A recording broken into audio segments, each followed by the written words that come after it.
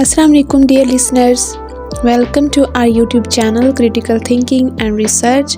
I am Aksa Mukhtar with the next video from the series of Thoughts Out of Box, and today the idea which I am going to present is invent a new story for thyself.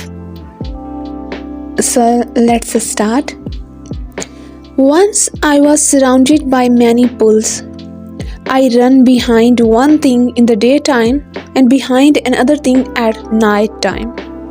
I changed my goals frequently. TV and media ads were showing many things and persuading me in many directions. Friends were telling me something else, and social media friends were urging me on many alternative missions.